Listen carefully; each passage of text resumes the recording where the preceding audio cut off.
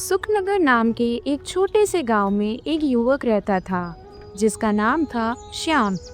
श्याम अपने पिताजी हरि काका के साथ मिलकर मिट्टी के घड़े बनाता था। उनके बनाए घड़े इतने सुंदर और मजबूत होते थे कि दूर दूर तक उनकी तारीफ होती थी। श्याम और उसके पिताजी हर दिन सुबह उठकर घड़े बनाते और उन्हें पकाते।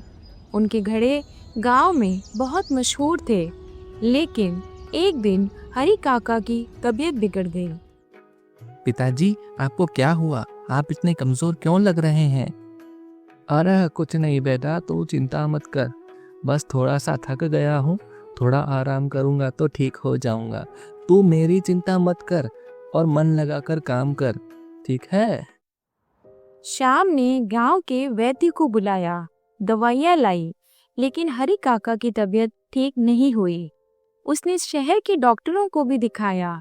इसके लिए उसने अपने सारे पैसे खर्च कर दिए। यहाँ तक कि श्याम को गांव के साहूकार से कर्ज भी लेना पड़ा। लेकिन सारी कोशिशों के बावजूद हरि काका को बचाया न जा सका। एक दिन वे इस दुनिया को छोड़ गए। श्याम अकेला पड़ गया। उसके पास न पैसे थे, न घड़े बनाने का सामान, और ऊपर से साहूकार का कर्ज चढ़ गया। वो पूरी तरह टूटकर सड़क पर आ गया। पिताजी, आपने मुझे सब कुछ सिखाया, लेकिन अब मैं बिल्कुल अकेला हो चुका हूँ। कर्ज का बोझ और बिना सामान के मैं घड़े कैसे बनाऊं? अब मैं क्या करूं? पिताजी, आप ही कोई रास्ता दिखाएं।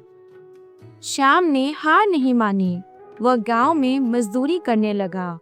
कभी खेतों में काम करता, कभी लोगों के घर सामान ढोता। साहूकार का कर्ज चुकाने के लिए वह हर दिन कड़ी मेहनत करता। वो थोड़े पैसे साहूकार को देने के लिए जमा करता और कुछ पैसे अपने लिए रखता, लेकिन उसका दिल मिट्टी के घड़ों में ही बसता था। एक दिन गांव में खबर फैली कि कुछ ही दिनों बाद एक बड़ा मेला लगने वाला है। ये सुनकर श्याम को एक विचार आया। इस मेले में तो लोग दूर दूर से आएंगे। अगर मैं वहां जाकर अपने घड़े बेच सकूं तो शायद अच्छे पैसे जमा कर सकता हूं और साहूकार का कर्ज भी चुका सकता हूं। लेकिन घड़े बनाने के लिए मुझे सामान की जरूरत पड़ेगी और अभी मेरे पास इतने पैसे नहीं हैं। पर फिर भी अभी मेला लगने में कई दिन हैं। मैं थोड़े थोड़े करके पैसे जमा करता हूं और उसके बाद सामान लेकर आऊंगा। श्याम ने दिन रात मजदूरी की और थोड़े थोड़े पैसे जोड़े। उसने मिट्टी, चाक और भट्टी के लिए लकड़ी का इंतजाम किया। कई रातों तक जाकर उसने कुछ घड़े बनाए। हालांकि मैंने पूरी कोशिश करी है कि जैसे पिताजी घड़े बनाते थे मैं बिल्कुल वैसा ही बनाऊं। आगे देखो क्या होता है। मेले का दिन आया। श्याम ने अपने कुछ घड़े एक छोटी सी दुकान पर सजाए, लेकिन उसे डर था कि क्या लोग उसके घड़े खरीदेंगे। मेले में भीड़ थी। लोग श्याम की दुकान पर रुकते, घड़े देखते, कुछ लोग खरीदते, लेकिन ज्यादातर बिना खरीदे चले जाते। श्याम उदास होने लगा। तभी एक सेठ, जिसका नाम गोपाल था, उसकी दुकान पर रुका। मैंने ऐसे ही घड़े यहाँ पहले भी देखे थे।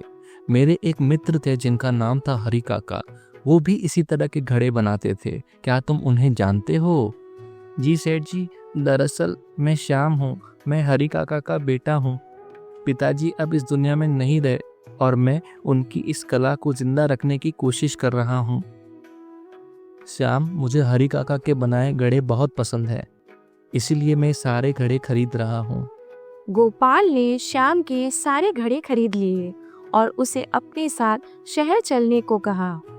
और साथ ही मैं तुम्हें बता दूं कि शहर में मेरी मिट्टी के बर्तनों की फैक्ट्री है। अगर तुम चाहो तो मैं तुम्हें वहाँ काम दे सकता हूँ। तुम्हारा काम वाकई लाजवाब है। सेठ जी, क्या आप सच कह रहे हैं? आपका बहुत बहुत शुक्रिया। मैं बहुत मेहनत से काम करूँगा। मैं बिल्कुल आपको निराश नहीं करूँगा। श्याम गोपाल की फैक्ट्री में काम करने लगा। उसने दिन रात मेहनत की और नए नए डिजाइन के घड़े बनाए। उसकी मेहनत और कला को देखकर गोपाल बहुत खुश हुआ। श्याम ने अपने कर्ज चुकाए और कुछ सालों बाद अपनी खुद की छोटी सी फैक्ट्री खोली। पिताजी, मैंने आपका नाम आज रोशन कर ही दिया। आज हमारे बनाए घड़े शहरों में भी मशहूर हो गए। मुझे लगता है आप जहाँ कहीं भी होंगे वहाँ से मुझे देख के ज़रूर खुश हो रहे होंगे। अपना आशीर्वाद इसी तरीके से मुझ पे बनाए रखना पिताजी। श्याम की मेहनत और लगन ने उसे एक बड़ा आदमी बना दिया। लोग उसे मिट्टी के घड़ों का जादूगर कहने लगे। तो इस कहानी से हमें सबक मिलता है कि मुश्किल वक्त में भी अगर हम मेहनत और उम्मीद ना छोड़ें तो एक दिन जरूर कामयाबी मिलती है। मेहनत और लगन से कोई भी कर्ज या मुश्किल हमें हरा नहीं सकती।